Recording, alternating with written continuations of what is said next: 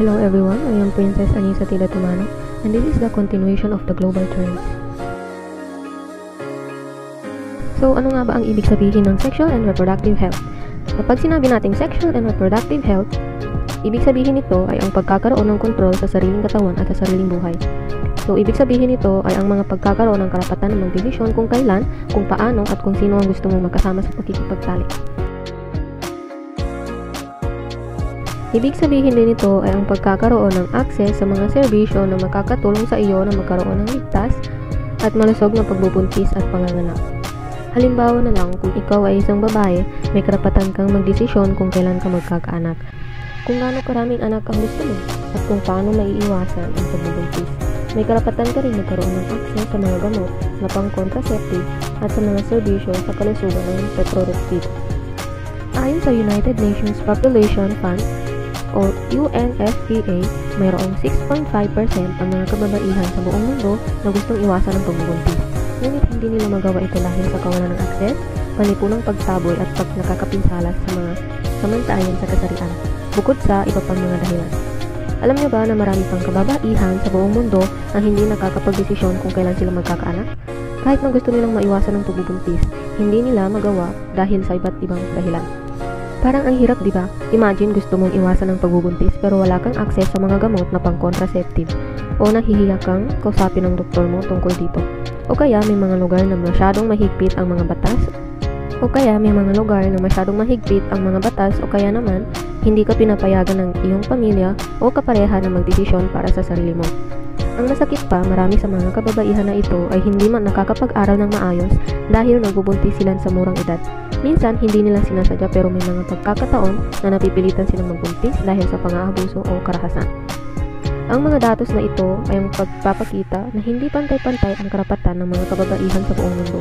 Kailangan nating magtulungan para magbago ito at na maibigay sa kanila ang karapatan magdesisyon sa kanilang mga katawan at sa kanilang buhay.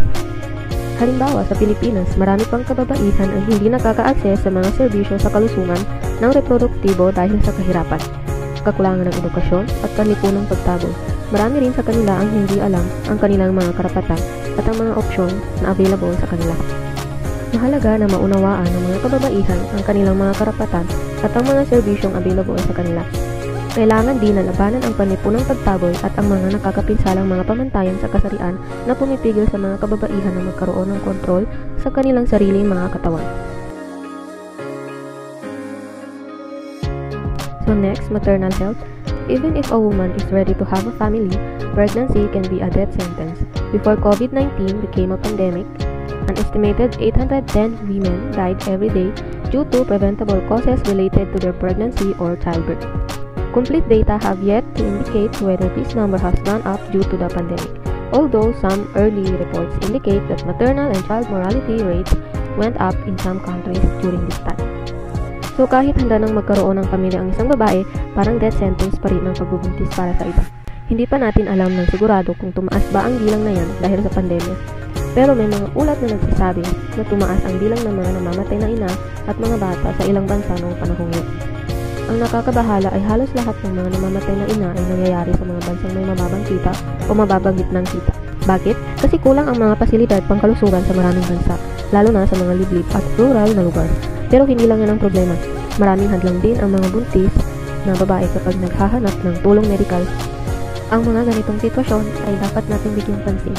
Kailangan nating magtulungan para maibigay sa lahat ng kababaihan ang akses sa ligtas at dekalidad na pangangalagang pangkalusugan, lalo na sa panahon ng pagbubuntis at panganganak. Kung gusto nating mabawasan ang bilang ng mga namamatay na ina, kailangan nating magkaroon ng mas malakas na sistema ng pangangalagang pangkalusugan.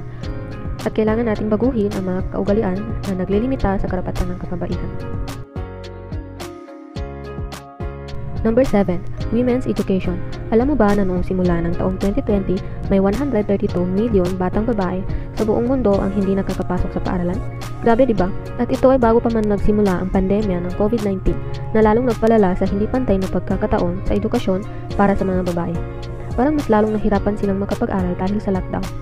Pero bakit nga ba mahalaga ang edukasyon para sa mga babae? Kasi ito ay isang malaking susi sa pagbuo ng isang mas magandang mundo para sa lahat. Kapag nakakapag-aral ang mga babae, mas malaki ang tsansa nilang magkaroon ng magandang kalusugan, mas mataas ang kita nila at mas pantay ang trato sa kanila sa lipunan. Parang nagiging mas malakas sila, mas may kakayahan, at mas may boses. Pero hindi madali ang pag-aaral para sa mga batang babae. Maraming hadlang ang nakakapigil sa kanila, tulad ng maagang pag-aasawa, kakulangan ng malinis na banyo sa paaralan, at karahasan sa paaralan. For example, si Maria, isang batang babae sa isang probinsya. Gusto niyang mag-aral pero pinilit siyang mag-asawa ng maaga. Wala siyang sariling banyo sa paaralan, kaya nahihiya siyang mag-aral. At minsan nakakaranas siya ng pananakit mula sa mga kaklase niya. Dahil sa mga ito, napipilitan siyang huminto sa pag-aaral. Napaka-unfair, diba? Kaya kailangan nating tulungan ang mga batang babae na makapag-aral. Kailangan nating labanan ang mga maagang pag-aasawa, magbigay ng malinis na banyo sa mga paaralan, at protektahan ang mga batang babae mula sa karahasan. Para sa mas magandang kinabukasan ng bawat isa, kailangan nating bigyan ng pagkakataon ang mga batang babae na makapag-aral. So last, number 8, the gender pay gap and women in the workforce. In 2023, the gender pay gap remains an issue for every single country in the world. It's also emblematic of larger gender issues in the workplace. Many working environments, especially in low and middle income countries, are not supportive for women. This is even true of workplaces in Ireland. Those that aim to create equal opportunities for women also fall short. In many cases, women need additional accommodations to see equal outcomes in their professional and financial success. This is the difference between equity and equality. Alam niyo ba na sa buong mundo, hanggang ngayon, hindi pa rin pantay ang sahod ng mga babae at lalaki? Kahit sa mga bansang may mataas na kita, meron pa rin gender pay gap. Parang mas malaki pa nga ang agwat sa mga bansang may mababang kita. Kahit sa Ireland na kilala sa pagkakapantay-pantay, may mga lugar pa rin sa trabaho na hindi masyadong makasuporta sa mga babae. Ang gender pay gap ay isang halimbawa ng mga hindi pantay na trato sa mga babae sa trabaho. Meron ding mga problema tulad ng kakulangan ng suporta para sa mga buntis at nagpapasuso. Sexual harassment, kakulangan ng mga babae sa mga posisyon ng pamumuno, at mga hindi namamalayang bias na nagdudulot ng diskriminasyon sa mga babae. Ang mga babae ay kailangan pang magsikap ng sobra para lang maabot ang parehong tagumpay sa trabaho at sa pananalapi tulad ng mga lalaki. Ang equity at equality, magkaiba ang ibig sabihin. Ang equality ay parang pare-parehong pagtrato, pero ang equity ay pagbibigay ng karagdagang tulong para maabot ng lahat ng parehong pagkakataon.